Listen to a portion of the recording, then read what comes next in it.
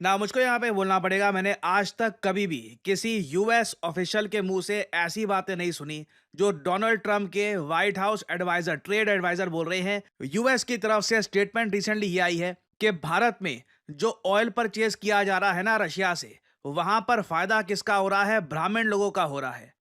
Trump बाबू जो हैं वो पूरी तरह से बौखला गए हैं। इस मायने में एससीओ समिट जो इस समय हो रहा है तियानजिन में, वहां से जो फोटोग्राफ्स आ रहे हैं उन फोटोग्राफ्स को देख देख के ट्रंप के होश उड़ रहे हैं, और ट्रंप के होश उड़ने के साथ साथ उनके जो सहायक हैं पीट नवारो जैसे, वो तो पूरी तरह से पागल हो गए दिखते हैं। मैंने एंटिसिपेट किया था, मैंने आप सबको बताया था कि जब पीएम मोदी एससीओ समिट में जाएंगे, यूएस की तरफ से अजीब सी स्टेटमेंट आएगी। मतलब ऑलमोस्ट आप कह लीजिए इंडिया के अगेंस्ट इनकी स्टेटमेंट्स और ज्यादा कड़वी होती जाएंगी। बट सडनली भारत में कास्ट के एंगल को यूज करना इन लोगों ने जो स्टार्ट कर दिया है, और बाय द वे जिसकी कोई सेंस बनती भी नहीं है। इतना पागल हो गए हैं कि वो कह रहे हैं कि साहब कि भारत में जो कुछ भी तेल से आमदनी हो रही है वो सब ब्राह्मणों की जेब में जा रही है। अब ये भी एक नया खुलासा है। हमें नहीं पता था कि अंबानी ब्राह्मण है, अडानी ब्राह्मण है, लेकिन पीट नवारों को पता चल गया कि अडानी जो कि एक मोड बनिया है, और मोड बनिया जो है जानते हैं आप, जैसे हमारे प्रधानमंत्री जी हैं, वो भी मोड बनिया है, वो ओबीसी में आते हैं, तो वो भी ब्राह्मण हो गए।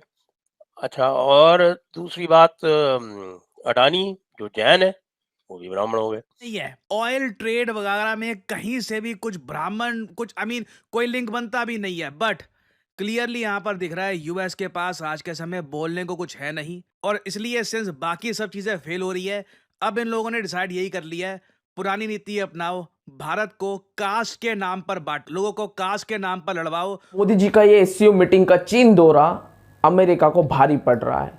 अमेरिका ने सोचा नहीं था कि हमारी एक गलती भारत को इतना दूर कर देगी। जिस तरीके एससीओ मीटिंग से फोटोज आ रही है कि शी जिनपिंग, पुतिन और मोदी जी ये तीनों आपस में हंसी मजाक करते हुए बात करते हुए नजर आ रहे हैं, जिस तरीके से दोस्तों की तरह मिल रहे हैं, तो अमेरिका को अब टेंशन हो गई और अमेरिका ने वहां पे उल्टे पुल्टे बयान देना शुरू कर दिया। जी हाँ दोस्तों, अमेरिका के डोनाल्ड ट्रंप, जिनके चीफ एडवाइजर जो है, उन्होंने क्या कहा है कि भारत जो रशिया से तेल लेता है, वो तेल का फायदा सिर्फ और सिर्फ भारत में ब्राह्मण लोग उठा रहे हैं। मतलब कि इन्होंने ये तय कर लिया है कि अब हमारे पास बोलने के लिए लॉजिकली कोई आंसर तो नहीं है, तो इन लॉजिकली बता देते हैं, बोल देते हैं, और ये फ्रस्ट्रेट हो चुके हैं। ये सोच रहे हैं कि भारत को पहले की तरह डिवाइड एंड रूल करने की पॉलिसी अपनाए। मतलब कि भारत को एक दूसरे में लड़वा दो, एक दूसरे से बंटवा दो, और उसके बाद में ये आपस में ही लड़के मर जाएंगे। इस तरीके की पॉलिसी अमेरिका सोच रहा है, पर ये तब भी पॉसिबल नहीं हुआ था पूरी तरीके से। हाँ, उसके कुछ गुण अभी तक के हैं भारत में, पर पॉसिबल नहीं कर पाए थे, और अभी भी वो पॉसिबल नहीं हो पाएगा, क्योंकि ये वो वाला भारत नहीं है, आज का भारत है। ये देख रहा है कि किस तरीके से दुनिया की सुपर पावर को भी आंखें दिखाकर, चुटकियां बजाकर, सीधे उसका आंखों में आंखें डालकर बात करने वाला भारत है। आइए दोस्तों, क्या कुछ खबर है सुनते हैं। तो इसका मतलब ये है कि अब जो कास्ट सिस्टम की नई परिभाषा लिखी जा रही है अमेरिका से, वो इकोनॉमिक हिसाब से है, तो इसलिए जो कोई भी चाहे वो ब्राह्मण बन सकता है। तो भाई भीम आर्मी वालों, तुमने भी इतना क्रांतिकारी कदम कभी नहीं सोचा होगा जितना ट्रंप के सहायक पीट नवारो ने सोच लिया, कि उन्होंने कह दिया कि साहब की Brahmins are profiteering, Brahmins are profiteering from oil sale to oil sale और ऑयल परचेज फ्रॉम रशिया। गजब है भाई, गजबे है। अब इससे ये भी दिख रहा है कि तार कहाँ से जुड़े हुए हैं, कि भैया इस तरह की बात तभी होती है जब तार यहाँ के लेफ्टिस्ट मार्क्सिस्ट, या आजकल वैसे तो कांग्रेस पार्टी भी पूरी तरह से लेफ्टिस्ट मार्क्सिस्ट है, तो तार उन्हीं लोगों से जुड़े हुए हैं जो कि यहाँ पर ये पूरा जातिवादी ढकोसला हंगामा करने का उपाय और नुस्खा जो हमारे राहुल बाबा को दे रहे हैं। तो राहुल बाबा के हैंडलर जो है वो अब ट्रंप के हैंडलर भी बन गए हैं। तो भारत के सामने एक नई समस्या खड़ी हो गई है, नई समस्या खड़ी हुई है। तो निश्चित रूप से मोदी जी को नए उपाय भी करने पड़ेंगे। लेकिन ये अवश्य है कि अब अंबानी ब्राह्मण हो गए हैं। और ऐसा भी नहीं है कि किसी ट्वीट में यूएसए के एक नामी न्यूज नेटवर्क में जाकर ये कह रहे हैं कि भारत में ब्राह्मण लोग चुपचाप फायदा उठा रहे हैं ये ऑयल का जो रशिया से आ रहा है और हमें इसे रोकना होगा ना। पहली बात तो देखिए यहाँ पे मैं समझ रहा हूँ कि करने की कोशिश क्या कर रहे हैं कि कास्ट के नाम पर बांट दो, but it doesn't make any sense. मतलब क्योंकि देखिए ज़्यादातर जो ऑयल है रशिया का जो इंडिया ने परचेज किया है पिछले 3 सालों में, आप अगर एवरेज निकाल लीजिए तो सबसे ज़्यादा जो हमारी सरकारी कंपनियां हैं उन्होंने परचेज किया है। फिर जो एक नायरा एनर्जी है जहां पे रशियन गवर्नमेंट का रफली 49% स्टेक है, उन लोगों ने परचेज किया रशियन ऑयल बहुत सारा। फिर देखिए रिलायंस का स्टेक धीरे धीरे बढ़ा है। कहीं से भी यहाँ पे कोई भी पार्टी ना, मतलब how do you even explain this statement के ब्राह्मण फायदा उठा रहे हैं। मुकेश अंबानी ब्राह्मण कैटेगरी से नहीं आते। जो हमारी सरकारी कंपनी है वो तो सरकार को बिलोंग करती है। क्या रशियंस ब्राह्मण है यहाँ पे? मतलब क्या बोलना क्या चाहते हैं यहाँ पर कि कौन फायदा उठा रहा है यहाँ पे ना? ऑब्वियसली आप और मैं हम दोनों समझते हैं कि इन्होंने चाहे अपना होमवर्क पूरा ना किया हो कि यहाँ पे किस कास्ट को टारगेट करना है मुझे ताकि इंडियंस आपस में बढ़ जाए, बट इनका जो प्रयास है इससे देखिए भारत में कान खड़े हो जाने चाहिए कि यूएस हो सकता है इस तरफ भी देखे कि अगर इंडिया में सरकार को अगर मान लीजिए हमें फोर्स करना है कि रशिया से ऑयल ना परचेज करे, तो यूएस कास्ट का एंगल खेल सकता है। आई मीन खेल क्या सकता है, खेलना स्टार्ट कर दिया है इन लोगों ने ओपनली। हम लोगों ने कभी ऐसा नहीं बोला होगा इंडिया में किसी लीडर ने कि वहां पर अफ्रीकन अमेरिकन के साथ क्या हो रहा है। हम लोग अभी भी आप कह लीजिए इंडिया अपनी तरफ से ना फुल डेकोरम मेंटेन करके यूएस से वार्तालाप कर रहा है। हम लोग अभी भी मान के चल रहे हैं कि जो 4 फाउंडेशन एग्रीमेंट साइन किए गए थे डोनाल्ड ट्रंप की फर्स्ट टर्म में, एक्चुअली 3 एग्रीमेंट साइन किए गए थे। एक तो पहले साइन किया गया था ड्यूरिंग अटल बिहारी वाजपेयी टेन्योर, उस वक्त जॉर्ज बुश थे यूएस के प्रेसिडेंट। बट जो 3 बहुत ही इंपॉर्टेंट एग्रीमेंट साइन किए गए थे यूएस के साथ, कॉमकासा, बेका, लेमोआ, उसके बाद से इंडिया यूएस रिलेशंस डिफेंस की फील्ड में और जगह काफी स्ट्रांग हुए हैं। उसके बेसिस पर रिलेशंस अभी भी काफ़ी हद तक स्ट्रांग बने रहे। बट आई थिंक कहीं ना कहीं हमें अब इवैल्यूएट करना होगा कि हम कब तक ये बर्दाश्त करेंगे। जो आज के समय लैंग्वेज यूएसए से सुनने को मिल रही है, इवन पाकिस्तान की तरफ से भी आपने देखा होगा ऐसी लैंग्वेज सुनने को नहीं आई। कोई पाकिस्तान का हाई रैंकिंग गवर्नमेंट ऑफिशियल हो वो भी इस टाइप की स्टेटमेंट नहीं देता। इवन चाइना की तरफ से भी कभी ऐसी स्टेटमेंट नहीं आई होगी। इंडिया के जो आप कह लीजिए वर्स्ट एनिमीज रहे हैं इन द पास्ट, जिन्होंने अटैक किया इंडिया को, वो भी ऐसी भाषा का यूज नहीं करते होंगे जो आज के समय यूएसए से सुनने को मिल रही है। लेकिन हुआ क्यों ऐसा?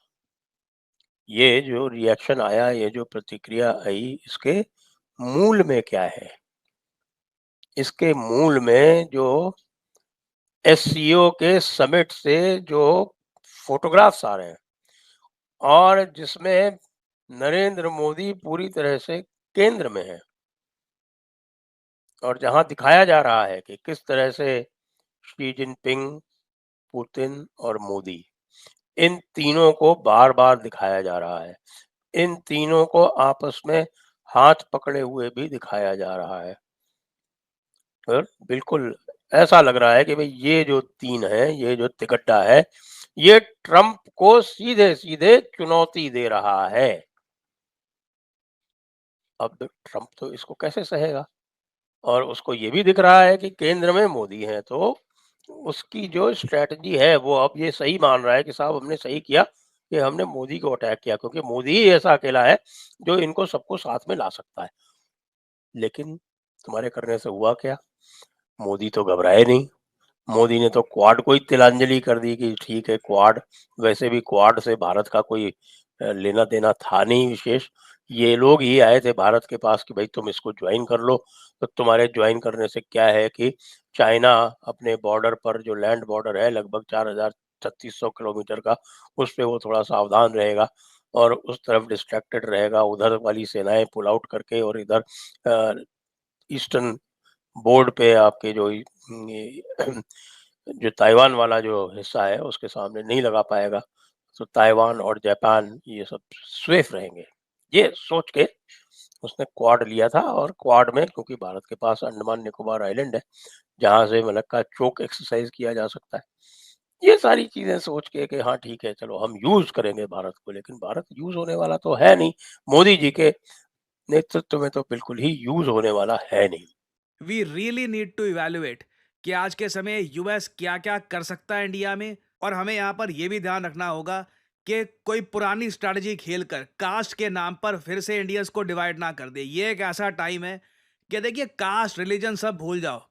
यहाँ पे मेन बात आ रही है इकोनॉमिक्स की, मेन बात आ रही है डिप्लोमेसी की, जियोपॉलिटिक्स की। इट्स ऑल अबाउट के इंडिया एज ए होल, चाहे इंडियन कहीं का भी हो, केरला का हो, दिल्ली का हो, राजस्थान का, किसी भी रिलीजन को बिलोंग करता हो, उसके देश की विदेश नीति वो सेट करेगा वॉशिंगटन डीसी। यूएसए अगर बोलता है कि रशिया से ऑयल ना परचेज करो, तो हमें इमीडिएटली वो बात फॉलो करनी होगी, इवन दो यूएस गवर्नमेंट ने ही 2 साल पहले भारत को कहा था कि आपको रशिया से ऑयल परचेज करना चाहिए। So this is very concerning. और हमें यहाँ पे आई थिंक आज के समय कंट्री में एक कैंपेन चलाना चाहिए यूनिटी के नाम पर, कि हम रिलीजन के नाम पे, कास्ट के नाम पे डिवाइड नहीं होंगे। All of us are Indians right now. मुश्किल टाइम है, 50% टैरिफ लगे हैं देश पर। दुनिया का सबसे ताकतवर देश के जो प्रेसिडेंट हैं, उनके एडवाइजर कास्ट के नाम पर बात कर रहे हैं कि जी ये कास्ट बेनिफिट कर रही है इंडिया में, इसको हमको रोकना होगा।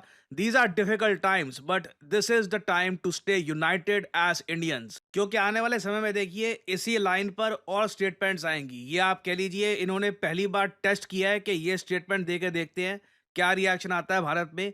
और लग रहा है कि यूएस की तरफ से ऐसी स्टेटमेंट्स अभी कास्ट को लेकर और आ सकती है भारत के बारे में, क्योंकि अब देखो आज के समय पीएम मोदी जो कर रहे हैं, सडनली शी जिनपिंग भी काफी हद तक रेसिप्रोकेटिव है। शी जिनपिंग भी समझते हैं ये एक गोल्डन अपॉर्चुनिटी है। यूएसए में एक ऐसा आदमी आकर बैठा है जो कई दशकों की फॉरेन पॉलिसी की जो मेहनत है उसको बर्बाद करने में तुला है।